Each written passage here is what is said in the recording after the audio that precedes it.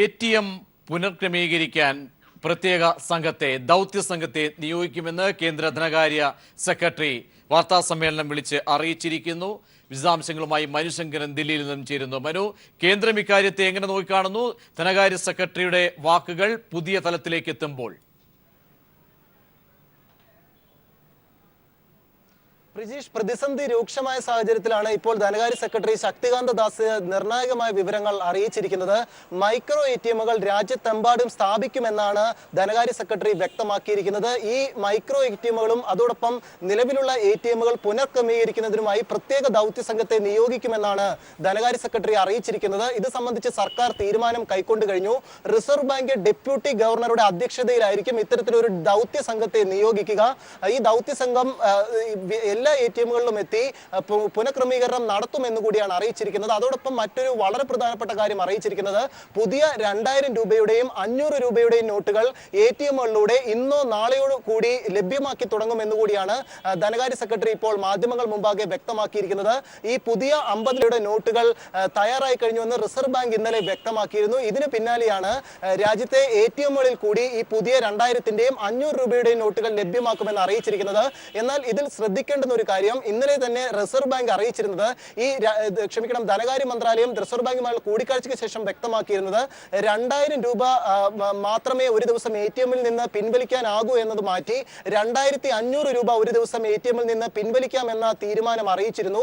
എന്നാൽ ഈ 2500 രൂപ ഇപ്പോൾ ATMൽ നിന്ന് പിൻവലിക്കാനാകില്ല. സാങ്കേതികമായി പുതിയ 2000-ന്റെയും 500 രൂപ നോട്ടുകളും ATMൽ നിന്ന് ലഭ്യമാക്കി തുടങ്ങുന്ന രീതിയിൽ പുനഃക്രമീകരിച്ച ശേഷം മാത്രമേ പുതിയ ഈ തീരുമാനം, അതായത് ഒരു ദിവസം 2500 രൂപ വരെ ATMൽ നിന്ന് പിൻവലിക്കാനാകും എന്ന തീരുമാനം നടപ്പാക്കുകയുള്ളൂ എന്ന് കൂടിയാണ് അറിയിച്ചിരിക്കുന്നത്. അതിനാൽ ATMകൾ പുതിയ നോട്ടുകൾക്ക് വേണ്ടി സജ്ജമായി പുനഃക്രമീകരിക്കുന്നത് വരെ 2000 രൂപ വരെ മാത്രമേ ATMൽ നിന്ന് പിൻവലിക്കാനാകൂ. ഈ പുതിയ 2000-ന്റെയും 500 രൂപയുടെയും നോട്ടുകൾ ATMകളിൽ ലഭ്യമാക്കി തുടങ്ങിയതിന് ശേഷം ദിവസവും 2500 രൂപ വീതം ATMൽ നിന്ന് പിൻവലിക്കാനും സാധിക്കുമെന്ന് കൂടിയാണ് ധനകാര്യ സെക്രട്ടറി അറിയിച്ചിരിക്കുന്നത്. നിലവിലെ സ്ഥിതിഗതികൾ ഇന്നലെ പ്രധാനമന്ത്രിയുടെ അധ്യക്ഷതയിൽ ചേർന്ന ഉന്നതതല യോഗത്തിൽ അറിയിച്ചു കഴിഞ്ഞതായും ഈ ധനകാര്യ സെക്രട്ടറി വ്യക്തമാക്കുകയുണ്ടായി. അതേസമയം റിസർവ് ബാങ്ക് ഇപ്പോൾ പുതിയ പ്രസ്താവന ഇറക്കിയിട്ടുണ്ട്. ജനങ്ങൾ ഒന്നും വലിയ രീതിയിൽ പ്രശ്നങ്ങൾ ആകുന്നു എന്ന് വിചാരിക്കേണ്ടതില്ല. പകരം ആവശ്യത്തിന് പണം ബാങ്കുകളിൽ എത്തിക്കുമെന്ന് കൂടിയാണ് റിസർവ് ബാങ്ക് അറിയിച്ചിരിക്കുന്നത്. പുതിയ 500 രൂപ നോട്ടുകൾ റിസർവ് ബാങ്കിന്റെ ആസ്ഥാനത്ത് തന്നെയുണ്ട്. ഈ 500 രൂപ നോട്ടുകൾ എത്രയും വേഗം ബാങ്കുകളിൽ എത്തിക്കുമെന്ന് കൂടിയാണ് റിസർവ് ബാങ്ക് വ്യക്തമാക്കിയിരിക്കുന്നത്.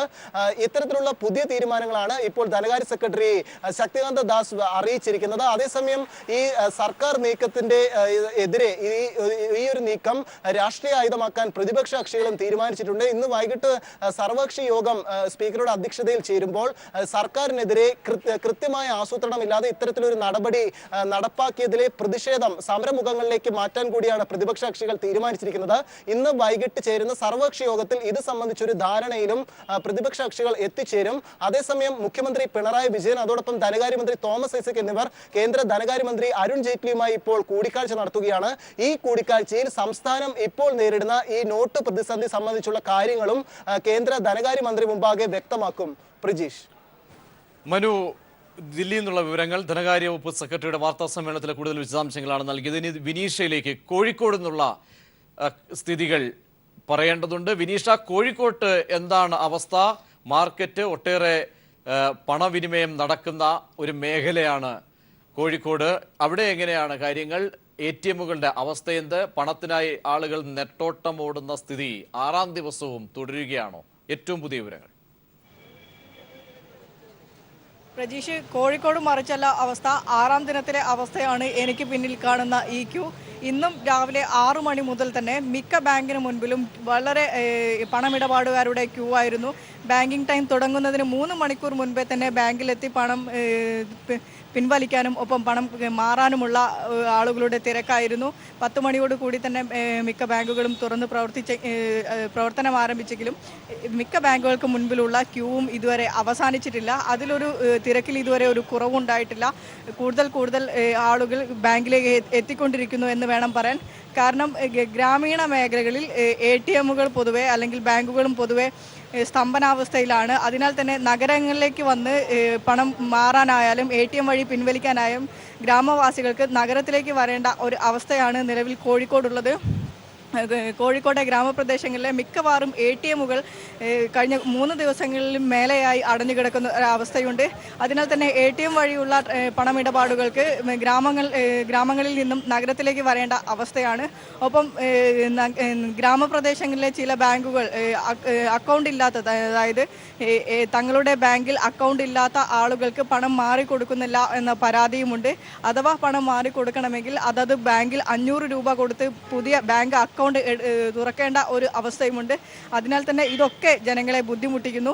ഒപ്പം കഴിഞ്ഞ ദിവസം കേരള വ്യാപാരി വ്യവസായ ഏകോപന സമിതി നാളെ മുതൽ കടയടപ്പ് സമരം ആരംഭിക്കുമെന്ന് പ്രഖ്യാപിച്ചിരുന്നു. ജനങ്ങൾക്ക് ആശ്വാസമായി കേരള വ്യാപാരി ഏകോപന സമിതിയുടെ കടയടപ്പ് സമരം പിൻവലിച്ചിരിക്കുകയാണ്. സംസ്ഥാന സർക്കാരിൻ്റെ ഇടപെടൽ മൂലം വ്യാപാരികൾക്ക് നികുതി അടയ്ക്കാനുള്ള തീയതി നീട്ടിക്കൊടുത്തതിനാലാണ് വ്യാപാരികളുടെ ഈ തീരുമാനം. നമുക്കറിയാം, ശബരിമല സീസണും തുടങ്ങുകയാണ്. നാളെ മറ്റന്നാൾ വൃശ്ചിക മാസം 1-ാം തീയതിയാണ്. അതിനാൽ തന്നെ ശബരിമല സീസണും മുന്നിൽ കണ്ടുകൊണ്ടാണ് ജനങ്ങളെ കൂടുതൽ ബുദ്ധിമുട്ടിപ്പിക്കരുത് എന്ന് കരുതി കേരള വ്യാപാരി വ്യവസായ ഏകോപന സമിതി ഇത്തരത്തിൽ ഒരു തീരുമാനമെടുത്തിരിക്കുന്നത്. ഇനി ATMകളുടെ അവസ്ഥ പറയുകയാണെങ്കിൽ ATMകളിൽ ഇന്നും 100-ന്റെ നോട്ടുകൾ മാത്രമേ ഫില്ല് ചെയ്തിട്ടുള്ളൂ. ബാങ്കുകൾ നേരിട്ട് ATM മെഷീനിൽ ഫില്ല് ചെയ്യുന്ന ATMകളിൽ മാത്രമേ ഇന്നും പണമുള്ളൂ. അതും 100-ന്റെ നോട്ടുകൾ മാത്രമാണ് ലഭ്യമാകുന്നത്. ഇന്നു മുതൽ 2500 രൂപ വരെ ATMകളിൽ നിന്ന് പിൻവലിക്കാമെന്ന് കേന്ദ്ര സർക്കാർ പറഞ്ഞിരുന്നു.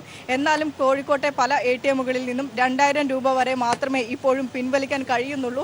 അത് വലിയൊരു ആക്ഷേപമാണ്. ജനങ്ങൾ ബാങ്കിൻ്റെ ക്യൂവിന് മുൻപിൽ നിന്ന് പരസ്പരം തർക്കിക്കുന്ന ഒരു അവസ്ഥയിലേക്കാണ് ഈ കാര്യങ്ങളൊക്കെ കൊണ്ടെത്തിച്ചിരിക്കുന്നത്. നിലവിൽ 6-ാം ദിവസവും പണത്തിനായുള്ള ഒരു നെട്ടോട്ടത്തിൽ തന്നെയാണ് കോഴിക്കോട്ടുകാരും. ഒപ്പം മലബാറിലെ മിക്ക ജില്ലകളിലെ അവസ്ഥയും ഇത് തന്നെയാണ്. പ്രജീഷ്. വിനീഷയാണ് വിശദാംശങ്ങൾ കോഴിക്കോട്ട് നിന്നും നൽകിയത്. 500, 1000 രൂപ നോട്ടുകൾ മാറ്റി നൽകാൻ സഹകരണ ബാങ്കുകളെ അനുവദിക്കണമെന്നാവശ്യപ്പെട്ട് സഹകരണ സംഘങ്ങൾ ഹൈക്കോടതിയെ സമീപിച്ചു. സഹകരണ ബാങ്കുകളെ ഒഴിവാക്കിയ റിസർവ് ബാങ്ക് നടപടി വിവേചനപരമെന്ന് ഹർജിയിൽ ചൂണ്ടിക്കാട്ടുന്നു. നിക്ഷേപകർക്ക് പണം നൽകാനാവാത്തതിനാൽ ബാങ്കുകളും നിക്ഷേപകരും പ്രതിസന്ധിയിലാണെന്നും ഹർജിയിൽ ചൂണ്ടിക്കാട്ടുന്നു. ഇത് എറണാകുളം ജില്ലാ സഹകരണ ബാങ്കിന്റെ ബ്രോഡ്വേയിലെ ATM.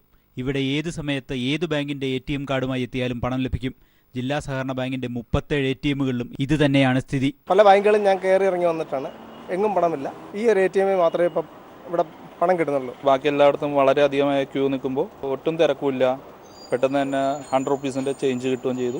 ദേശസൽകൃത ബാങ്കുകളുടെ ATMകളിലെത്തി നിരാശരായി മടങ്ങുന്നവർക്ക് ഒരാശ്രയമായി മാറുകയാണ് സഹകരണ സംഘത്തിന്റെ ATMകൾ. പണം തീരുന്ന മുറയ്ക്ക് മെഷീനിൽ അധികൃതർ പണം നിറയ്ക്കുന്നു. എപ്പോഴും ഞങ്ങൾ ചെക്ക് ചെയ്തുകൊണ്ടിരിക്കുന്നത്. കാരണം വെച്ചാൽ അതിനകത്ത് കുറവ് വന്നു കഴിഞ്ഞാൽ അപ്പോൾ തന്നെ അഡ്ജസ്റ്റ് ചെയ്യണം. ഇവിടെ ഈ ബ്രാഞ്ചിൽ ഇല്ലെങ്കിൽ തന്നെ മറ്റു ബാങ്കുകളിൽ 100 റുപ്പീസ് കളക്ട് ചെയ്ത് ഫില്ല് അപ്പോൾ തന്നെ ചെയ്യും. സംസ്ഥാനത്തെ മറ്റ് സഹകരണ സംഘങ്ങളുടെ ATMകളും ഈ പ്രതിസന്ധിക്കിടയിൽ സാധാരണക്കാരന് തണലാവുകയാണ്. കറൻസി ക്ഷാമം മൂലം ദുരിതമനുഭവിക്കുന്ന ജനത്തിന് തങ്ങളാലാവും വിധം സഹായമൊരുക്കുകയാണ് എറണാകുളം ജില്ലാ സഹകരണ ബാങ്ക്. കേരളത്തിലെ സഹകരണ പ്രസ്ഥാനത്തെ കുഴിച്ചുമൂടാൻ കൊട്ടേഷൻ എടുത്തവർക്ക് മുന്നിൽ ഞങ്ങൾ ഈ കാഴ്ച സമർപ്പിക്കുന്നു.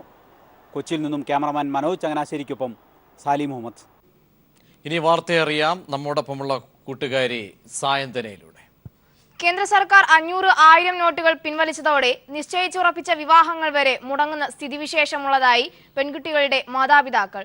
വിവാഹ ആവശ്യങ്ങൾക്കായി പണം ബാങ്കിൽ നിക്ഷേപിച്ചവർക്കാണ് ഈ ദുർഗതി. വിവാഹ ദിവസം അടുത്തതോടെ പണമില്ലാതായ മാതാപിതാക്കൾ ആത്മഹത്യയുടെ വക്കിലാണ്.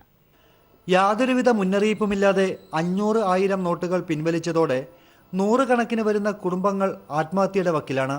സ്വന്തമായി സമ്പാദിച്ചതും കിടപ്പാടം വിറ്റുമൊക്കെ പെൺകുട്ടികളെ വിവാഹം ചെയ്തയക്കാൻ ബാങ്കിൽ നിക്ഷേപിച്ചിരുന്നവരാണ് കേന്ദ്ര സർക്കാരിൻ്റെ പുതിയ നടപടി മൂലം ആത്മഹത്യയുടെ വക്കിലായിരിക്കുന്നത്. വിവാഹം നിശ്ചയിച്ച ശേഷമാണ് നോട്ടുകൾ നിർത്തലാക്കിയ വാർത്തകൾ പുറത്തു വരുന്നത്. ഇതേ തുടർന്ന് ബ്രാഞ്ച് മാനേജരെ സമീപിച്ചുവെങ്കിലും നിയമപ്രകാരമുള്ള പണമേ നൽകാൻ കഴിയുകയുള്ളൂ എന്നാണ് മാനേജറുടെ അഭിപ്രായമെന്ന് മാതാപിതാക്കൾ പറയുന്നു.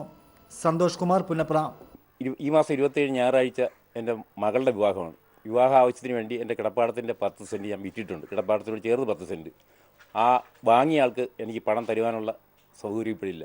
എനിക്ക് എൻ്റെ നിക്ഷേപമായിട്ടൊരു 5 ലക്ഷം രൂപയോളം 2 ബാങ്കുകളായിട്ട് കിടപ്പുണ്ട്. അതും എടുക്കാൻ പറ്റാത്ത അവസ്ഥയാണ്. ഞാൻ കഷ്ടപ്പെടുകയാണ്. ഈ മോളുടെ വിവാഹത്തിന് എങ്ങനെ ഇത് നടത്തി കൊടുക്കും, അല്ലെ ഞായറാഴ്ച എങ്ങനെ നടത്തി എല്ലാവരും ക്ഷണിച്ചതാണ് നടത്തി കൊടുക്കുന്നത് ഞാൻ ഉരുകിക്കൊണ്ടിരിക്കുകയാണ്.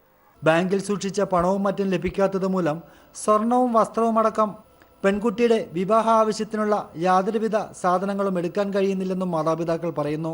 അടുത്ത ആഴ്ച മകളുടെ വിവാഹം എങ്ങനെ നടത്തുമെന്ന ആശങ്കയിലാണ് മാതാപിതാക്കൾ. Shajahan, news bureau, Alappuzha. മുൻ പ്രധാനമന്ത്രി ജവഹർലാൽ നെഹ്റുവിന്റെ സ്മരണ പുതുക്കിയാണ് രാജ്യം ഇന്ന് ശിശുദിനം ആചരിക്കുന്നത്. രാജ്യത്തെ വിവിധ സ്കൂളുകളിൽ കുട്ടികളുടെ നേതൃത്വത്തിൽ വൈവിധ്യമാർന്ന ശിശുദിന പരിപാടികൾ നടക്കും. പീപ്പിൾ TV ഇന്ന് ഉച്ചയ്ക്ക് 1 മണിവരെയുള്ള വാർത്താ ബുള്ളറ്റിനിൽ കൊച്ചു കുട്ടികളെ കൂടി അവതാരകരായി ഉൾപ്പെടുത്തിക്കൊണ്ടാണ് വാർത്ത മുന്നോട്ട് കൊണ്ടുപോകുന്നത്. നമ്മോടൊപ്പം ചേരുന്നത് സായന്തന, 10ാം ക്ലാസ്സുകാരി, വെട്ടത്തൂർ, മലപ്പുറം GHSSലെ വെട്ടത്തൂർ സ്കൂളിലെ വിദ്യാർത്ഥിനിയാണ്, 10ാം ക്ലാസ്സുകാരി. സായന്തന, എങ്ങനെയാണ് ശിശുദിനത്തെക്കുറിച്ച് എങ്ങനെയാണ് ഓർമ്മകൾ പങ്കുവയ്ക്കുന്നത്? എന്താണ് ശിശുദിനത്തിൻ്റെ ഒരു കാഴ്ചപ്പാട്, പ്രത്യേകത എന്താണ്? ജവഹർലാൽ നെഹ്റുവിൻ്റെ ജന്മദിനമാണ് നമ്മളിന്ന് ശിശുദിനമായിട്ട് ആചരിക്കുന്നത്. സ്കൂളുകളിലൊക്കെ വളരെ വിപുലമായ പരിപാടികളാണ് ഇന്ന് സംസ്ഥാനത്തുടനീളമുള്ള എല്ലാ വിദ്യാലയങ്ങളിലും നടത്തി വരുന്നത്. നിങ്ങളുടെ സ്കൂളുകളിലൊക്കെ നല്ല വിവിധ പരിപാടികളൊക്കെ ഉണ്ടോ ഇന്ന് പ്ലാൻ ചെയ്തിട്ടുണ്ട്? തീർച്ചയായും ഉണ്ട്. എന്തൊക്കെ പരിപാടികളാണ് സ്കൂളുകളിൽ പ്രത്യേകിച്ച്? ദേശഭക്തി ഗാനം, സംഘഗാനം, അങ്ങനെ ചാച്ചാജിയുടെ സ്മരണ പുതുക്കുന്ന ഗാനങ്ങളും നൃത്തങ്ങളും ഒക്കെ ആയിരിക്കും സ്കൂളിൽ നടന്നുകൊണ്ടിരിക്കുക. ഞാൻ കേട്ടിട്ടുള്ളത് സായന്തന നല്ല രീതിയിൽ വരികൾ ആലാപനം ചെയ്യാൻ കഴിവുള്ള ഒരു കുട്ടിയെന്നാണ് കേട്ടിട്ടുള്ളത്. അപ്പോൾ ഇന്ന് ശിശുദിനത്തിൽ കുട്ടികൾക്ക് വേണ്ടി, പ്രേക്ഷകർക്ക് വേണ്ടിയൊക്കെ ഈ സന്ദർഭത്തിൽ ഒരു ഗാനമാവാം.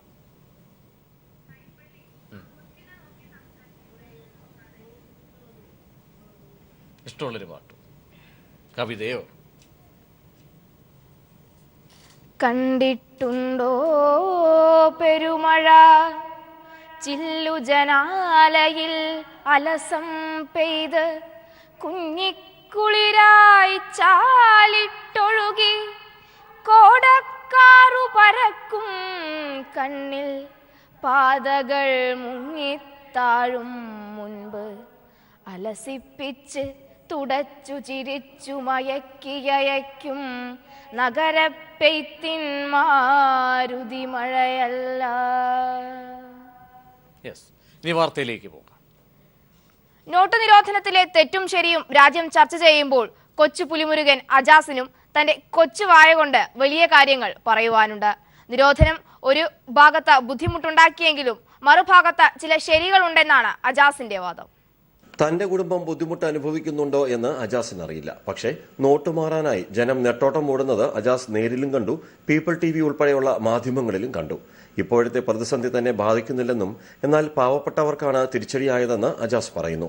ബുദ്ധിമുട്ടുണ്ട് ആളുകൾക്ക്, പക്ഷേ ഞങ്ങളെ ഫാമിലിയിൽ അറിയില്ല, ഉണ്ടാവാം, പക്ഷെ എന്നെ അതൊന്നും ബാധിക്കുന്നില്ല എന്നാണ് എന്റെ തോന്നൽ. നോട്ട് നിരോധനത്തിൽ അജാസിന് സ്വന്തം അഭിപ്രായമുണ്ട്.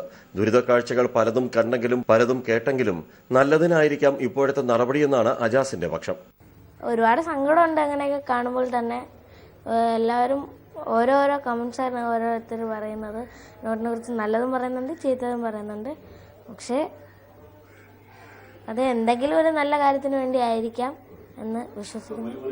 നോട്ട് നിരോധനത്തിലെ ഇഫക്റ്റ് പടത്തിന്റെ കളക്ഷനെ ബാധിച്ചില്ലേ എന്ന് ചോദിച്ചപ്പോൾ നോട്ടുവേട്ടയിൽ പുലിമുരുകന് ചെറിയ പരിക്ക് പറ്റിയെന്ന് അജാസ് സമ്മതിച്ചു. തിയേറ്ററിൽ ആരും വരുന്നില്ല, കാരണം നോട്ടുകളൊന്നും അങ്ങനെ ഇതാകുന്നില്ല. ചെറുതായിട്ടൊന്ന് ബാധിച്ച്, പക്ഷേ മൂവി ഇനിയും ഓടും. ഒരുപാട് ദിവസങ്ങൾ കഴിയും, പ്രാർത്ഥിക്കാം. പുലിമുരുകൻ കുറച്ചുകൾ കഴിയുമ്പോൾ തന്നെ ഇനി 100 ക്രോസ് കഴിഞ്ഞു. അത് ചെറുതായിട്ടൊന്നും ബാധിക്കാൻ എനിക്കറിയില്ല. 2000-ന്റെ കറൻസിയുടെ നിറം കൊള്ളാം, ഇഷ്ടമായി തുടങ്ങിയ അജാസിന്റെ കമന്റും നാട്ടിൽ ഹിറ്റായി. രാജ്കുമാർ, ന്യൂസ് ബ്യൂറോ, കൊല്ലം. സായന്തന, പുലിമുരുകൻ കണ്ടിരുന്നോ? ഇല്ല, കണ്ടില്ല. അയ്യോ, നല്ല ഇത്ര വലിയ ചിത്രം കണ്ടില്ല അല്ലേ? ഇല്ല, കണ്ടില്ല. എന്തായാലും പുലിമുരുകനിലെ അജാസാണ് നമ്മോടൊപ്പം രാവിലെ പങ്കുചേർന്നത്. ശിശുദിനത്തിൽ നമ്മോടൊപ്പം സമയം ചെലവഴിക്കുകയായിരുന്നു. ഇനി നല്ലൊരു ഒരുപാട് ചിത്രങ്ങളെ കാണാറുള്ള, ഇങ്ങനെ തിയേറ്ററിൽ പോയി കാണാറുണ്ടോ അതോ? കാണാറുണ്ട്. ഇങ്ങനെ നല്ല ഒരു ഗാനം കൂടി പ്രേക്ഷകർക്ക് ഈ ശിശുദിനം കുട്ടികൾക്ക് വേണ്ടിയൊക്കെ നല്ലൊരു ഗാനം കൂടി. മൊയ്തീൻ എന്ന ചിത്രത്തിലെ ഗാനം. പ്രണയഗാനം. പ്രിയമുള്ളവനെ പ്രിയമുള്ളവനെ വിരഹവുമെന്തൊരു മധുരം, ആ മുറിവുകളെന്തൊരു സുഗതം. പ്രിയമുള്ള ജീവനേ വിരഹവുമെന്തൊരു മധുരം മുറിവുകളെന്തൊരു സുഗതം. കൊള്ളാം. ഇനി നമുക്ക് വാർത്തയിലേക്ക് പോകാം. വാർത്തയിലേക്ക് ഇന്ന് UDF യോഗം ചേരും. നോട്ട് നിരോധനത്തിന്റെ പശ്ചാത്തലത്തിൽ കേന്ദ്ര സർക്കാരിനെതിരായി നടത്തേണ്ട സമരങ്ങൾക്ക് യോഗം അന്തിമരൂപം നൽകും. രാവിലെ 11 മണിക്ക് പ്രതിപക്ഷ നേതാവിന്റെ വസതിയായ കാന്റോൺമെന്റ് ഹൌസിലാണ് യോഗം ചേരുക.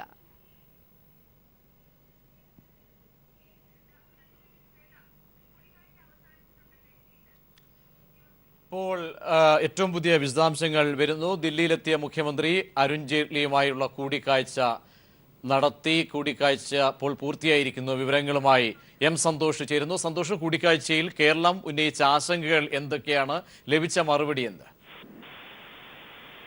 പ്രജീഷ്, മുഖ്യമന്ത്രി പിണറായി വിജയനും ധനമന്ത്രി അരുൺ ജെയ്റ്റ്ലിയുമായി നടത്തിയ കൂടിക്കാഴ്ചയിൽ കേരളത്തിന് ചില അനുകൂലമായിട്ടുള്ള നടപടികൾ ഇപ്പോൾ ലഭ്യമായിട്ടുണ്ട്. അതിലൊന്ന്, ശബരിമല തീർത്ഥാടന കാലം ആരംഭിക്കാൻ പോവുകയാണ്. ഈ നോട്ട് പ്രതിസന്ധി തീർത്ഥാടകർക്ക് വളരെ ബുദ്ധിമുട്ടുണ്ടാക്കും എന്നുള്ള ഒരു വിഷയമാണ് പ്രധാനമായും ഉന്നയിച്ചത്. അതിൽ തന്നെ ധനമന്ത്രി അരുൺ ജെയ്റ്റ്ലി ഇപ്പോൾ ഉറപ്പ് നൽകിയിരിക്കുന്നത് ഈ ശബരിമല തീർത്ഥാടന പാതകളിൽ ബാങ്കുകളുടെ പ്രത്യേക കൗണ്ടറുകൾ തുറക്കാനും തീർത്ഥാടകർക്ക് നോട്ട് മാറി എടുക്കാനുമുള്ള ഒരു സൗകര്യം ഒരുക്കും എന്നുള്ള ഉറപ്പ് നൽകിയിട്ടുണ്ട്. അതോടൊപ്പം തന്നെ ഈ ബാങ്കുകളുടെ കൗണ്ടറുകൾ തുറക്കുമ്പോൾ സഹകരണ ബാങ്കുകളെ കൂടി ഉൾപ്പെടുത്തണം എന്നുള്ള ഒരു ആവശ്യവും മുഖ്യമന്ത്രി മുന്നോട്ട് വെച്ചു. അതും ധനമന്ത്രി അരുൺ ജെയ്റ്റ്ലി അംഗീകരിച്ചിട്ടുണ്ട്. ഇതുകൂടാതെ അത്യാവശ്യ സർവീസുകൾ, ആശുപത്രികൾ, പെട്രോൾ പമ്പുകൾ തുടങ്ങിയ മെഡിക്കൽ ഷോപ്പുകൾ തുടങ്ങിയ അവശ്യ സേവന മേഖലകളിൽ ഈ പഴയ നോട്ടുകൾ സ്വീകരിക്കുന്നത് നീട്ടി നൽകണം എന്നുള്ള ഒരു ആവശ്യമാണ് മുന്നോട്ട് വെച്ചിട്ടുള്ളത്. അത് പരിഗണിക്കാം എന്നുള്ള കാര്യം മാത്രമേ പറഞ്ഞിട്ടുള്ളൂ. ഏതായാലും ഈ കൂടിക്കാഴ്ചയിൽ സംസ്ഥാനത്തിന്റെ പ്രധാനമായും ഉന്നയിക്കപ്പെട്ട വിഷയങ്ങൾ, ഒന്ന് സഹകരണ ബാങ്കുകളിൽ സഹകരണ മേഖലയുടെ പ്രതിസന്ധി, അതോടൊപ്പം തന്നെ മറ്റ് മേഖലകളിൽ നിർമ്മാണ മേഖലകളിലും മത്സ്യമേഖലകളിലും തോട്ടം മേഖലയിലും ഉണ്ടാകുന്ന പ്രതിസന്ധി, ഇത്തരത്തിലുള്ള വിഷയങ്ങളാണ് ധനമന്ത്രി അരുൺ ജെയ്റ്റ്ലിയുടെ ശ്രദ്ധയിൽപ്പെടുത്തിയത്. ഏതായാലും ഈ കാര്യങ്ങൾ 1 മണിക്കൂറോളം നീണ്ടുനിന്ന കൂടിക്കാഴ്ചയിൽ ഈ കാര്യങ്ങളെല്ലാം തന്നെ ധനമന്ത്രി അരുൺ ജെയ്റ്റ്ലി വിശദമായി കേട്ടു. അതിനുശേഷമാണ് ഇത്തരത്തിലുള്ള ചില ഉറപ്പുകൾ ഇപ്പോൾ നൽകിയിരിക്കുന്നത്. പ്രജീഷ്, സന്തോഷ്, ശബരിമല വിഷയം എന്തായാലും വലിയൊരു പ്രശ്നമായി വരാൻ പോകുന്ന ഒരു ഘടകമാണ്. കാരണം മറ്റന്നാൾ തീർത്ഥാടനം ആരംഭിക്കുന്നു. ഇവിടെ ഇങ്ങനെ ഒരു ഉറപ്പ് നൽകുമ്പോഴും അതിന്റെ പ്രായോഗികത സംബന്ധിച്ച് എന്ത് ഉറപ്പാണ് ലഭിച്ചിരിക്കുക? കാരണം അവിടേക്ക് ലക്ഷക്കണക്കിന് വരുന്ന ആയിരക്കണക്കിന് വരുന്ന തീർത്ഥാടകരാണ് ശബരിമലയിലേക്ക് എത്തുന്നത്. അവിടെ ഇത്ര ബാങ്കുകൾ ക്രമീകരിച്ചാൽ കൂടി അതിന്റെ എണ്ണം സംബന്ധിച്ചോ അല്ലെങ്കിൽ എങ്ങനെ അതിന്റെ പരിധി, പണത്തിന്റെ പരിധി സംബന്ധിച്ചൊക്കെ അങ്ങനെ എന്തെങ്കിലും അതിന്റെ കൂടുതൽ വിശദാംശങ്ങൾ ഇന്നത്തെ കൂടിക്കാഴ്ചയിൽ ഉയർന്നു വന്നിട്ടില്ല. പ്രധാനമായും മുഖ്യമന്ത്രി ഈ വിഷയം സംസ്ഥാന ധനമന്ത്രി തോമസ് ഐസക് കൂടെ കൂടിക്കാഴ്ചയിൽ പങ്കെടുത്തിരുന്നു. പ്രധാനമായും ഈ ശബരിമല തീർത്ഥാടകർ നേരിടുന്ന പ്രതിസന്ധിയെ സംബന്ധിച്ച് കേന്ദ്ര സർക്കാരിനെ ബോധ്യപ്പെടുത്താനുള്ള ശ്രമമാണ് നടത്തിയത്. 2 കാര്യങ്ങളാണ് പ്രധാനമായും. ഒന്ന്, ശബരിമലയിൽ വരുന്ന ഭണ്ഡാര വരവ്, അത്തരത്തിലുള്ള ശബരിമലയിലേക്ക് ലഭിക്കുന്ന പണം ഇതെങ്ങനെ മാറാൻ കഴിയുമെന്നുള്ളത്. അതിപ്പോൾ ബാങ്കുകൾ നേരത്തെ ഉള്ളതുപോലെ തന്നെ ബാങ്കുകൾ വഴി പണം സ്വീകരിക്കുകയും അത് മാറാനുള്ള സൗകര്യമുണ്ടാകും. രണ്ടാമത്, ഈ തീർത്ഥാടകർക്ക് പണം ചില്ലറ ലഭ്യമല്ലാത്തത് കൊണ്ട് തന്നെ തീർത്ഥാടനത്തിൽ ബുദ്ധിമുട്ടുകൾ നേരിടാനുള്ള ഒരു സാധ്യതയുണ്ട്. ആ ഒരു വിഷയമാണ് ധനമന്ത്രിയുടെ ശ്രദ്ധയിൽപ്പെടുത്തിയത്. അതിനാണ് ഇപ്പോൾ ഈ തീർത്ഥാടന പാതകളിൽ അധികം കൗണ്ടറുകൾ, ബാങ്കുകളുടെ കൂടുതൽ കൗണ്ടറുകൾ തുറക്കാം എന്നുള്ള ഒരു ഉറപ്പ് ധനമന്ത്രി അരുൺ ജെയ്റ്റ്ലി നൽകിയിട്ടുള്ളത്. എന്നാൽ അതിന്റെ നടത്തിപ്പ് സംബന്ധിച്ച കൂടുതൽ വിശദാംശങ്ങളിലേക്ക് ഈ ചർച്ച കടന്നിട്ടില്ല. ആ സമയത്ത് കേരളം ഉന്നയിച്ച ഒരു ആവശ്യം, കേരളത്തിൽ സഹകരണ ബാങ്കുകൾ, വലിയ രീതിയിൽ സഹകരണ ബാങ്കുകളുണ്ട്. അതുകൊണ്ട് ഈ സഹകരണ ബാങ്കുകളെ കൂടെ ശബരിമല തീർത്ഥാടന പാതയിൽ പ്രത്യേക കൗണ്ടറുകൾ തുറക്കാൻ അനുവദിക്കുകയും പഴയ നോട്ടുകൾ മാറി നൽകാനും മറ്റ് ബാങ്ക് ഇടപാടുകൾ നൽകാൻ കഴിയുന്ന തരത്തിൽ സൗകര്യമൊരുക്കണം എന്നുള്ള ഒരു ആവശ്യം ഉന്നയിച്ചു. അത് ധനമന്ത്രി അരുൺ ജെയ്റ്റ്ലി സമ്മതിക്കുകയും ചെയ്തിട്ടുണ്ട്. ഈ വിഷയമാണ് ഇന്ന് പ്രധാനമായും ഇപ്പോൾ കേരളത്തിന്റെ ആവശ്യം അംഗീകരിക്കപ്പെട്ടു എന്ന് പറയുന്ന പ്രധാന ആവശ്യം ഇതാണ്. മറ്റു ചില ആവശ്യങ്ങൾ അനുഭാവപൂർവ്വം പരിഗണിക്കാം എന്നുള്ള ഉറപ്പ് മാത്രമാണ് ധനമന്ത്രി അരുൺ ജെയ്റ്റ്ലി നൽകിയത്. സന്തോഷം, മുഖ്യമന്ത്രിയുടെ ഇനിയുള്ള ദില്ലിയിലെ പരിപാടികൾ എന്തൊക്കെയാണ്? ധനമന്ത്രിയുടെ കൂടിക്കാഴ്ച സംബന്ധിച്ച് പ്രജീഷ്, ഇനി ഇന്ത്യ അന്താരാഷ്ട്ര വ്യാപാരോത്സവത്തിൽ കേരള പവലിയന്റെ ഉദ്ഘാടനമാണ്. അല്പസമയത്തിനകം തന്നെ കേരള പവലിയന്റെ ഉദ്ഘാടനം മുഖ്യമന്ത്രി പിണറായി വിജയൻ നിർവഹിക്കും. അതിനുശേഷം ചില കേന്ദ്ര മന്ത്രിമാരുമായുള്ള കൂടിക്കാഴ്ചയ്ക്കും അവസരം ചോദിച്ചിട്ടുണ്ട്. വൈദ്യുത മന്ത്രി പീയൂഷ് ഗോയൽ, അതോടൊപ്പം തന്നെ ആഭ്യന്തരമന്ത്രി രാജ്നാഥ് സിംഗ്, ഭക്ഷ്യമന്ത്രി രാംവിലാസ് പാസ്വാൻ ഉൾപ്പെടെയുള്ളവരെ കൂടിക്കാഴ്ച നടത്തുന്നതിനായി സമയം ആവശ്യപ്പെട്ടിട്ടുണ്ട്. 3 ദിവസം ദില്ലിയിൽ മുഖ്യമന്ത്രി ഉണ്ടാകും. അതിനിടെ CPM-ന്റെ പോളിറ്റ് ബ്യൂറോ യോഗവുമുണ്ട്. ഇതാണ് മുഖ്യമന്ത്രിയുടെ ദില്ലിയിലെ പ്രധാന പരിപാടികൾ. പ്രജീഷ്, ശരി ശരി ശരി, സന്തോഷമാണ് വിശദാംശങ്ങൾ നൽകിയത്.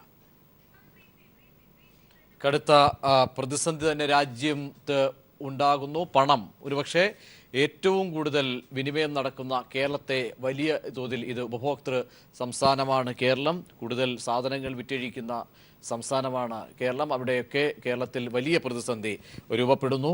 ജനങ്ങൾ തെരുവിലേക്ക് ഇറങ്ങുന്ന സാഹചര്യത്തിലേക്ക് പോകുന്നു. 6 ദിവസമാണ് പിന്നിടുമ്പോൾ കേരളത്തിലെ തെരുവോരങ്ങളിൽ ATMകളുടെ മുന്നിൽ ഒക്കെ കച്ചവട സ്ഥാപനങ്ങളൊക്കെ തന്നെ അടച്ചിടുന്ന സ്ഥിതി. നിർമ്മാണ മേഖല, കൊച്ചിയിൽ പ്രത്യേകിച്ച് വ്യവസായ മേഖല, വിനോദസഞ്ചാര മേഖലയിലൊക്കെ തന്നെ വൻ തിരിച്ചടി ഉണ്ടാകും എന്ന വിലയിരുത്തലാണ് ഇപ്പോൾ പുറത്തേക്ക് വരുന്നത്. ഇടവേളയ്ക്ക് ശേഷം മടങ്ങിയെത്താം. ഈ ദില്ലിയിലെ കൂടിക്കാഴ്ചകൾക്ക് ശേഷം ഇപ്പോൾ പിണറായി വിജയൻ മാധ്യമങ്ങളെ കാണുന്നു. തത്സമയം സാഹചര്യം ഞങ്ങൾ വിശദീകരിച്ചു. ഇന്നലെ രാത്രി മന്ത്രിസഭ ചേർന്നെടുത്ത തീരുമാനങ്ങൾ അദ്ദേഹവും ഞങ്ങളോട് പറയുകയുണ്ടായി. ഒരു പ്രശ്നം, കേരളത്തിൽ ശബരിമല സീസൺ ആരംഭിക്കുകയാണ് 16-ാം തീയതി തൊട്ട്. അപ്പോൾ അതുമായി ബന്ധപ്പെട്ടുള്ള ചില പ്രയാസങ്ങൾ ഞങ്ങൾ ചൂണ്ടിക്കാണിച്ചു. അത് പരിഹരിക്കാൻ തീർത്ഥാടകരെ സൗകര്യം പരിഗണിച്ചുകൊണ്ട് ബാങ്ക് കൗണ്ടറുകൾ ആരംഭിക്കുന്ന കാര്യം, കൂടുതൽ കൗണ്ടറുകൾ ആരംഭിക്കുന്ന കാര്യം ആലോചിക്കാമെന്ന് പറഞ്ഞു. അതിൽ പ്രൈമറി ബാങ്കുകളെ കൂടി ഉൾപ്പെടുത്തണം എന്ന് ഞങ്ങൾ ആവശ്യപ്പെട്ടു. അതും ഇക്കൂട്ടത്തിൽ പരിഗണിക്കാമെന്ന് അദ്ദേഹം ഉറപ്പ് നൽകിയിട്ടുണ്ട്. മറ്റൊന്ന്, ട്രഷറികളുമായി ബന്ധപ്പെട്ട പ്രശ്നം, ആ കാര്യവും സംസാരിച്ചു. ആ കാര്യത്തിലും കേരളത്തിന് മാത്രമുള്ളൊരു പ്രത്യേകതയാണ്, സേവിങ്സ് ബാങ്കുകൾ നമ്മുടെ സംസ്ഥാനത്ത് മാത്രമാണുള്ളത്. അക്കാര്യത്തിലും അനുകൂലമായ ഒരു സമീപനം തന്നെയാണ് ഉണ്ടായിട്ടുള്ളത്. എന്നാൽ ജനങ്ങളെ ബാധിച്ചിട്ടുള്ള പൊതുവായ പ്രശ്നം അതീവ ഗൗരവമായിട്ടുള്ളത് തന്നെയാണ്. അതിന് പെട്ടെന്നൊരു കുറച്ച് ദിവസം കൊണ്ട് മാത്രം പരിഹാരമാകുമെന്ന ഒരു പ്രതീക്ഷ ഈ ചർച്ചയുടെ ഭാഗമായും ഉണ്ടായിട്ടില്ല. കാര്യങ്ങൾ ആകാവുന്ന നടപടികൾ സ്വീകരിക്കുന്നു എന്നാണ് പറഞ്ഞിട്ടുള്ളത്.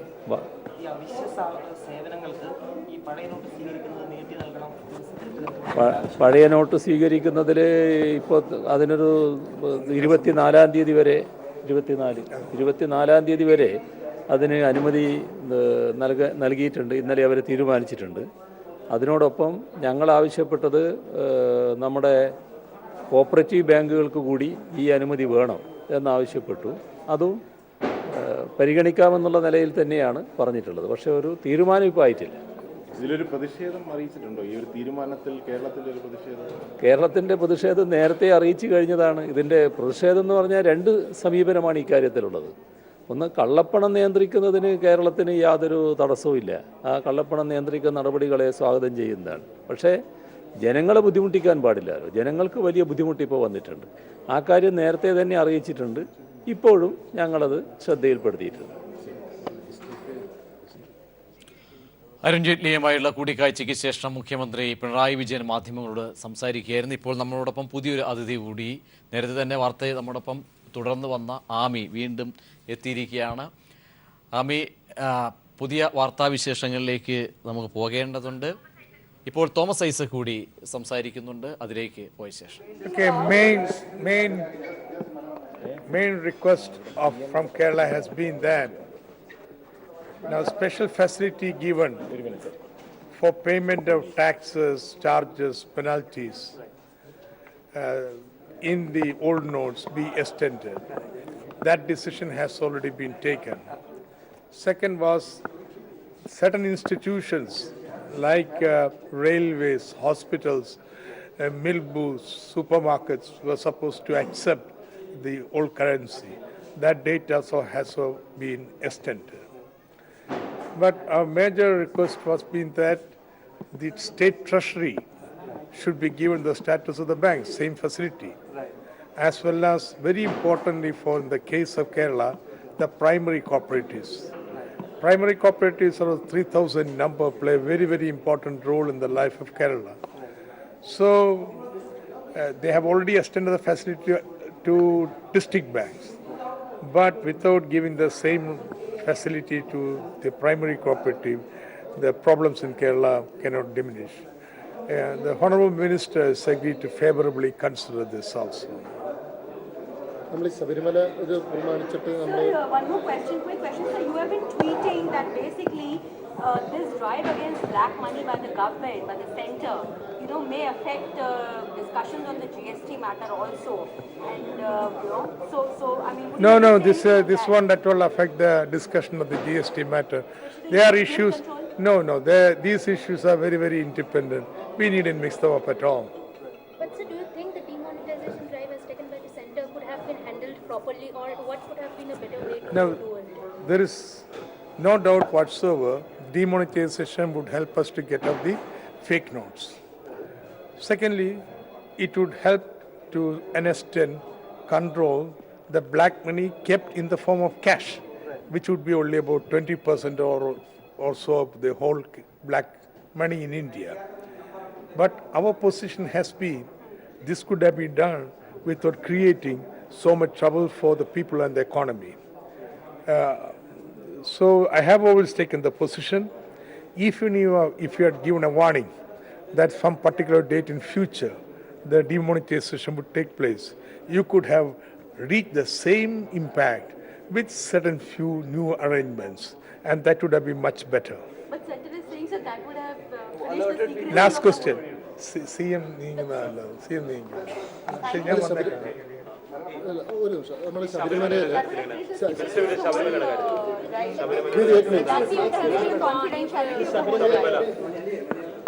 ശബരിമലയില് തീർത്ഥാടകർ കൊണ്ടുവരുന്ന പണം ദേവസ്വം മുമ്പത്തെ പോലെ തന്നെ ബാങ്കിലടക്കും. ബാങ്ക് പിന്നെ അത് പരിശോധിച്ചതിനുള്ള തീരുമാനങ്ങൾ യഥാവിധത്തിലെടുക്കും. പക്ഷെ വേറൊരു പ്രശ്നമുണ്ട്. വരുന്ന തീർത്ഥാടകർക്ക് പണം വേണം. അവർക്ക് 2000 രൂപ നോട്ടിൽ കാര്യങ്ങൾ നടത്തിക്കൊണ്ടുപോകാൻ കഴിയില്ല. അപ്പം അതിനുവേണ്ടി പ്രത്യേക കൗണ്ടറുകൾ തീർത്ഥാടക റൂട്ടുകളിൽ ബാങ്കുകളുടെ തുടങ്ങുന്നതിന് സമ്മതിച്ചിട്ടുണ്ട്. അതിൽ പ്രൈമറി കോപ്പറേറ്റീവ് ബാങ്ക്സിനെ ഉൾപ്പെടുത്തണം, എന്നാലേ ഫലപ്രദമാകൂ എന്നുള്ള അഭ്യർത്ഥനയും പരിഗണിക്കാമെന്ന് പറഞ്ഞിട്ടുണ്ട്.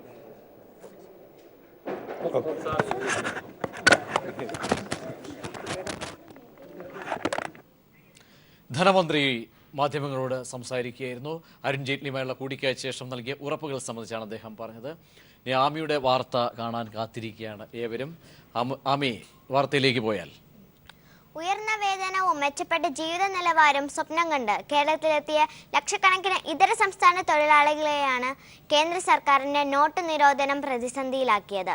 പിൻവലിക്കപ്പെട്ട 500, 1000 രൂപ നോട്ടുകൾ മാറിയെടുക്കാനും അക്കൗണ്ടുകളിൽ നിക്ഷേപിക്കാനും ഇതര സംസ്ഥാനക്കാരുടെ വലിയ തിരക്കാണ് ഞായറാഴ്ച അനുഭവപ്പെട്ടത്.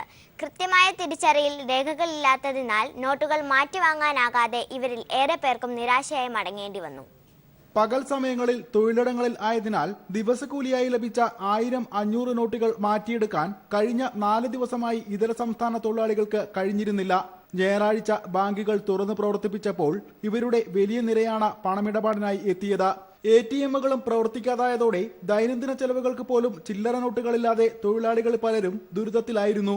മാറ്റി നൽകുമ്പോൾ ലഭിക്കുന്ന 2000 രൂപ നോട്ടുകളും ചില്ലറയില്ലാത്തതിനാൽ ഉപയോഗിക്കാൻ സാധിക്കുന്നില്ല.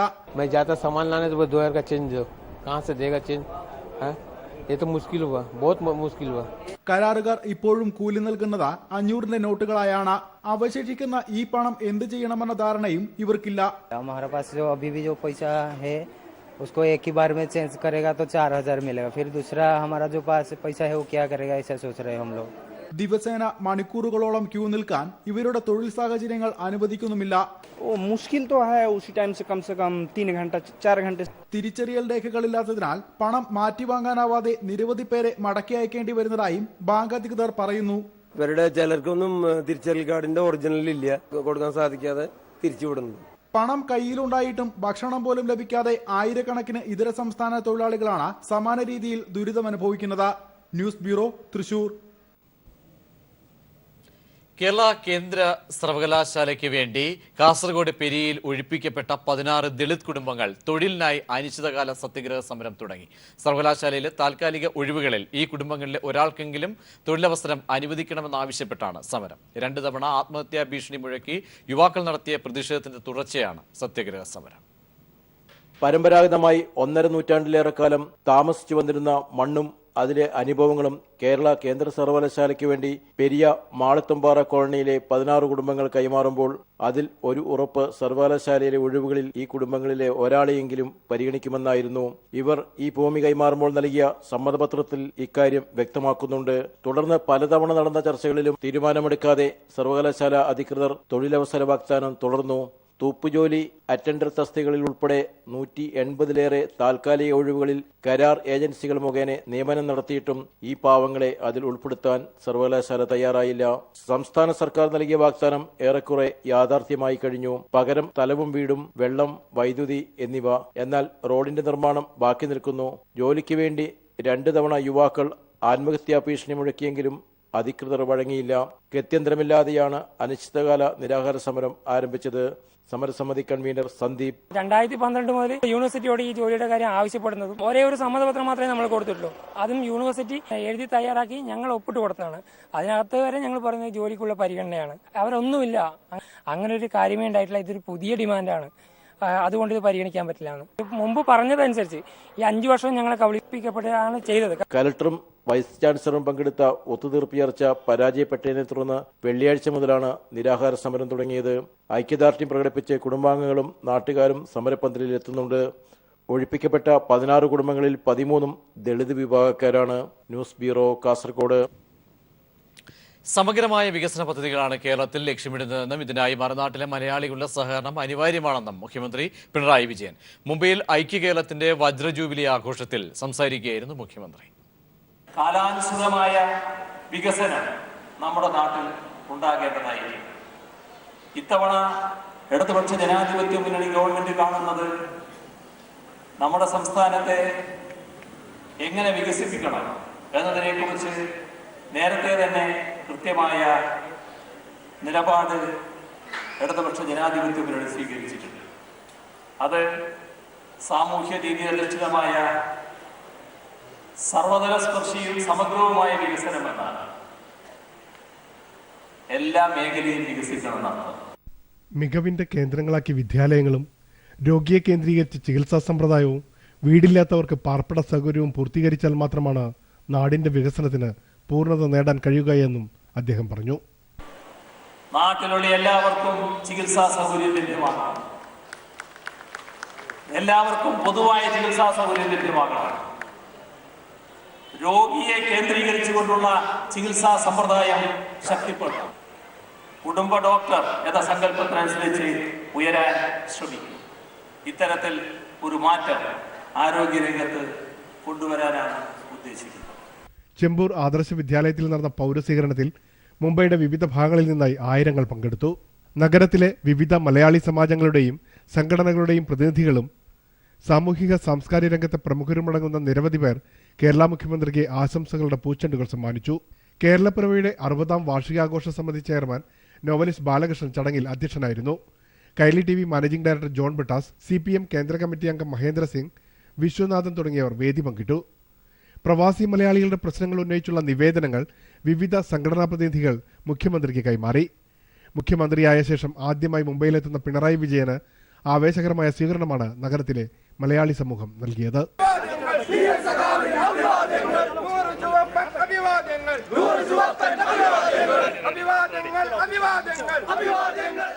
Premlal, news bureau, Mumbai. എറണാകുളം മഹാരാജാസ് കോളേജിന്റെ സമഗ്ര വികസനത്തിനായി വിവിധ പദ്ധതികൾ നടപ്പാക്കുന്നു. അടുത്ത 5 വർഷത്തിനകം 100 കോടി രൂപകളുടെ പദ്ധതികളാണ് നടപ്പാക്കുന്നത്. ധനമന്ത്രി ഡോക്ടർ തോമസ് ഐസക് പറഞ്ഞു. മഹാരാജാസ് കോളേജിന്റെ വികസനം ലക്ഷ്യമിട്ടുള്ള വിവിധ പദ്ധതികളുടെ രൂപരേഖ അടങ്ങിയ മിഷൻ ഓഫ് പ്രോജക്ട് സമർപ്പണ ചടങ്ങിലായിരുന്നു ധനമന്ത്രി ഡോക്ടർ തോമസ് ഐസക്കിന്റെ പ്രഖ്യാപനം. കെട്ടിടങ്ങളും മറ്റു നിർമ്മാണങ്ങളുമല്ല, മികച്ച അധ്യയനമാണ് വിദ്യാഭ്യാസ നിലവാരം ഉയർത്തുന്നതെന്നും അതിനായി അധ്യാപകരും വിദ്യാർത്ഥികളും ഒറ്റക്കെട്ടായി പരിശ്രമിക്കണമെന്നും മന്ത്രി നിർദ്ദേശിച്ചു.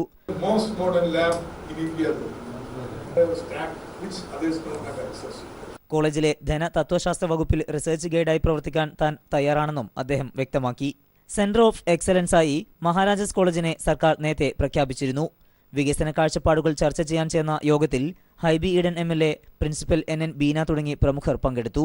ചടങ്ങിൽ പൂർവ്വ വിദ്യാർത്ഥി സംഗമമായ മഹാരാജകീയത്തിന്റെ ഓഫീസ് ഉദ്ഘാടനവും മന്ത്രി നിർവഹിച്ചു.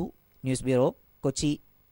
ഇറ്റലിയിലെ പ്രണയത്തിന് ദൈവത്തിന്റെ സ്വന്തം നാട്ടിൽ മംഗല്യ സാഫല്യം. വധൂവരന്മാർക്ക് ആനസവാരിയും ചെണ്ടമേളവും സംഘാടകരുടെ വിവാഹ സമ്മാനം. വിഴിഞ്ഞം ആഴിമല ശിവക്ഷേത്രത്തിൽ നടന്ന വിവാഹം നാട്ടുകാർക്ക് ഏറെ കൗതുകമായി.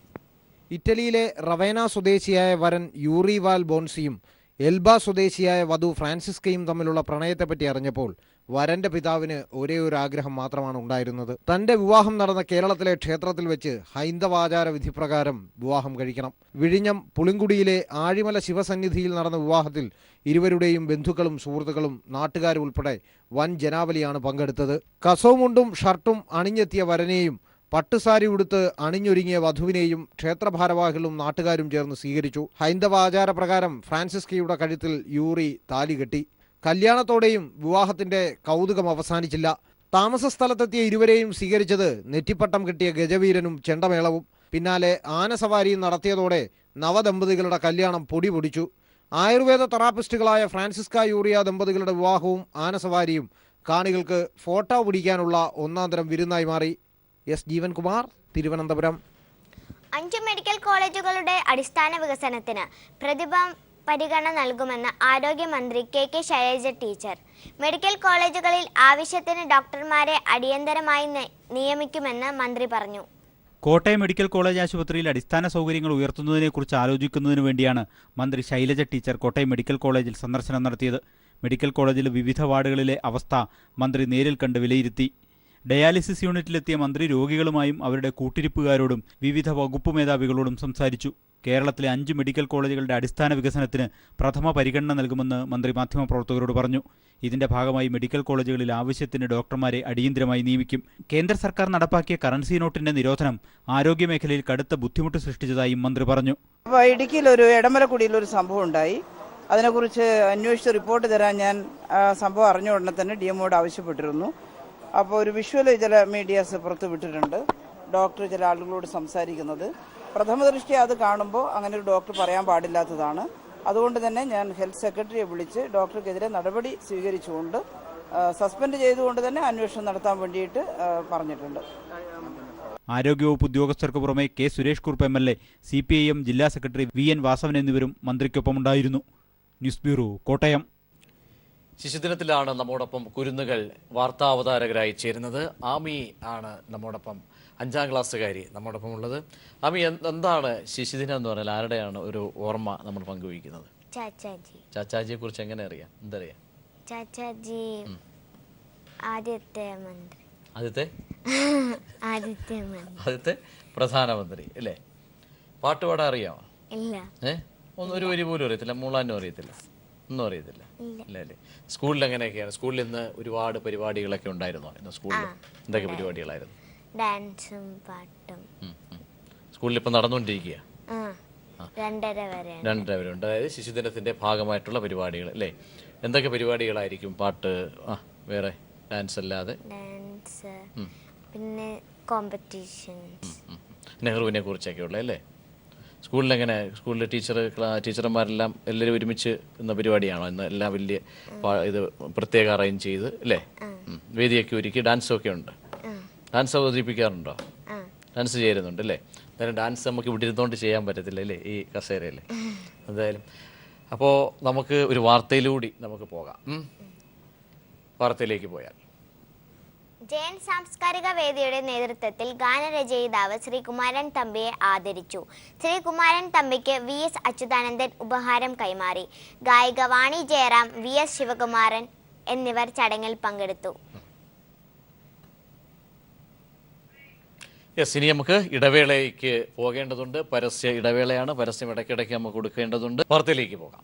കേരള ഗ്രന്ഥശാല സംഘം വടക്കൻ മേഖലാ ജാഥ കാസർഗോഡ് മഞ്ചേശ്വരത്ത് നിന്നും പ്രചാരണം തുടങ്ങി. മതനിരപേക്ഷ സംസ്കാരവും മാതൃഭാഷയും സംരക്ഷിക്കുക എന്ന മുദ്രാവാക്യമുയർത്തി സംസ്ഥാനത്ത് 2 ജാഥകളാണ് പ്രചാരണം നടത്തുന്നത്. ഡോക്ടർ KV കുഞ്ഞികൃഷ്ണൻ നേതൃത്വം നൽകുന്ന വടക്കൻ മേഖലാ ജാഥ ഹൊസൈഡിയിൽ നടന്ന ചടങ്ങിൽ മന്ത്രി E ചന്ദ്രശേഖരൻ ഉദ്ഘാടനം ചെയ്തു. അരുവിപ്പുറത്ത് നിന്ന് തുടങ്ങിയ തെക്കൻ മേഖലാ ജാഥയ്ക്ക് നേതൃത്വം നൽകുന്നത് അഡ്വക്കേറ്റ് P അപ്പുക്കുട്ടനാണ്. ജാഥകൾ ഈ മാസം 20 തൃശ്ശൂരിൽ സമാപിക്കും.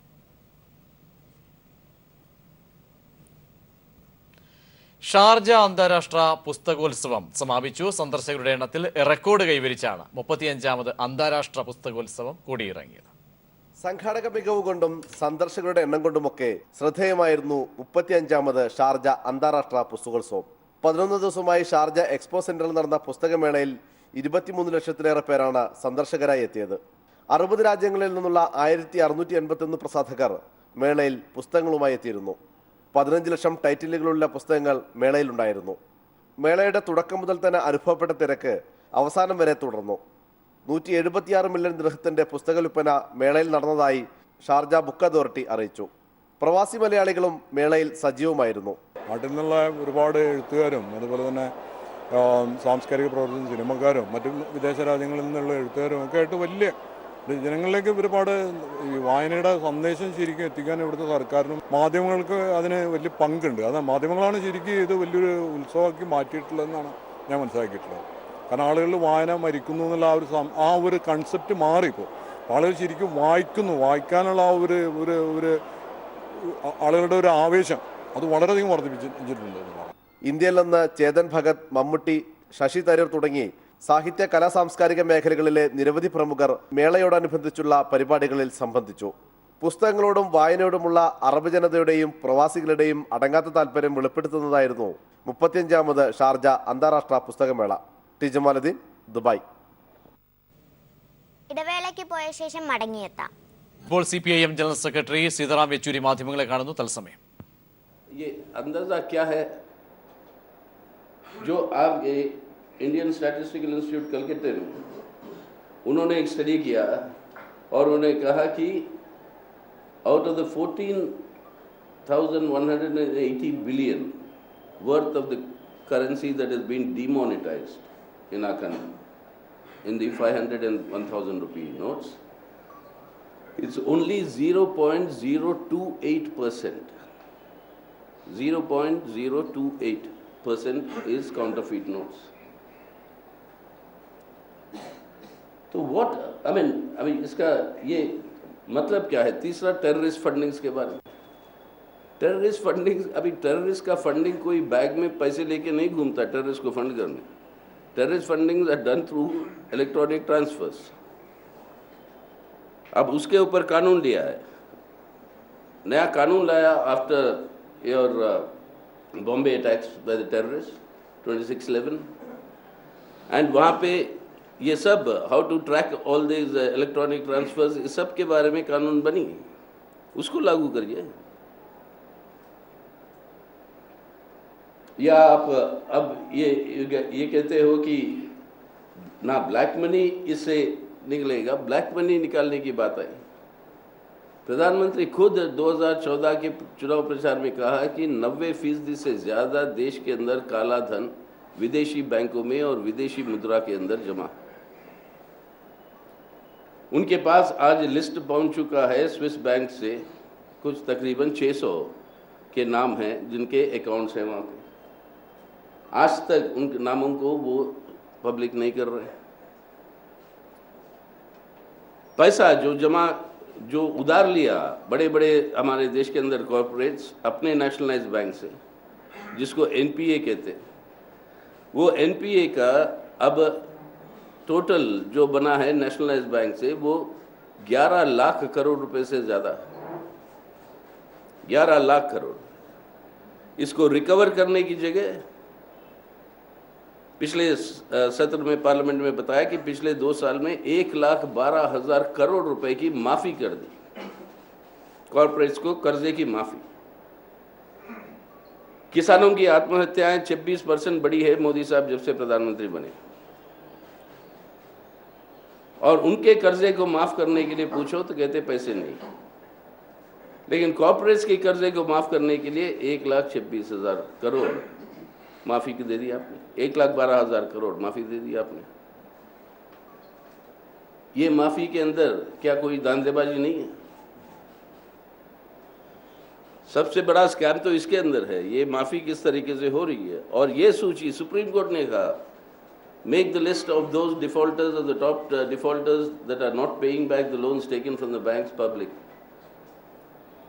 नहीं, तो ना ब्लैक मनी, ना करप्शन, ना आपके काउंटरफीट, ना टेररिस्ट फंडिंग, ये चारों जो उन्होंने बताया, none of this is going to be achieved by this purpose.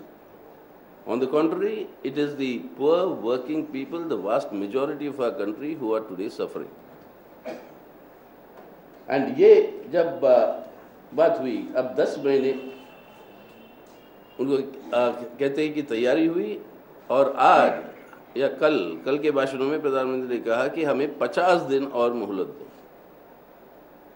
50 दिन. ऑलरेडी suicides की खबर आ रही है. People are dying because they can't get money to pay for their treatment.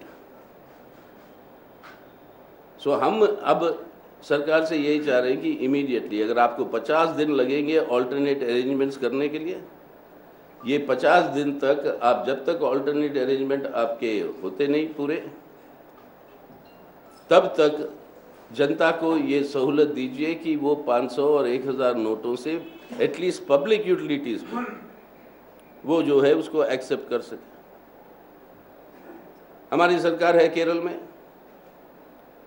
Kerala के मुख्यमंत्री ने अब कल ऐलान किया कि पूरे जितने भी स्टेट के यूटिलिटीज है, स्टेट के पेमेंट्स, वो सब एक्सेप्ट करेंगे टिल द डेट ऑफ 31 दिसंबर. उससे 2-4 दिन पहले, क्योंकि उनको जमा करना होता है बैंकों में. तो केरल के अंदर सब स्टेट फैसिलिटीज़ के लिए उन्होंने कहा कि ये नोट हम एक्सेप्ट करेंगे. Why can't the same thing be done in the country? Why can't the same thing be done by the other state governments who are today wanting to protest against this sort of a thing that is happening? So accept these for public transactions, legal white transactions, purchase of medicines, payment to the hospitals, payment to transport, payment to railways, payment to the public transport. Accept these till the end of your deadline of 31st December. And provide relief immediately. What people require is relief for their day-to-day activity. So that is why अब चैन की नींद गरीब नहीं सो रहा है. गरीब जो है तड़प रहा है, अब कैसे हम जिंदा रहे, कल की जिंदगी को गुजारने के लिए, उसके लिए पैसे कैसे और कहां से लिया. अब 11,000 करोड़ रुपए खर्च कर रही है नए नोटों की प्रिंटिंग में. जिन लोगों के पास काला धन था, उनके पास पहले से सूचना, वो अपने इंतजाम कर चुके हैं. जिनके पास काला धन है वो आज कह रहे हैं कि बहुत बढ़िया काम किया प्रधानमंत्री जी ने और ये सरकार ने. जो गरीब है वो तरस रहा है. तो हमारी डिमांड अब यही है कि immediately accept the old currencies till you make your alternative arrangements in your ATMs and your banks. Till your deadline is there, let for public utilities and all the white transactions, let these be accepted and provide relief to the people. And please, if you make these arrangements for alternative currency, etc., let that be made immediately. If 10 months of preparations have gone by, we don't understand why alternative arrangements are not in place. Why have the ATMs not been reconfigured in these 10 months? Why were the 500 and the new 2,000 rupee notes not printed in these 10 months and kept ready when you announced this? That speaks of the complete lack of governance. And that raises questions whether this is a move directly connected with the forthcoming UP elections, or trying to target the opposition parties who maybe are holding a lot of these unaccounted for money,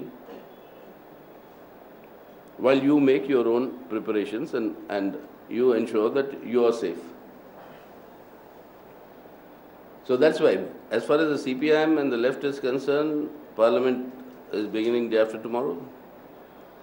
We have already given notices for suspension of the business and to discuss this issue.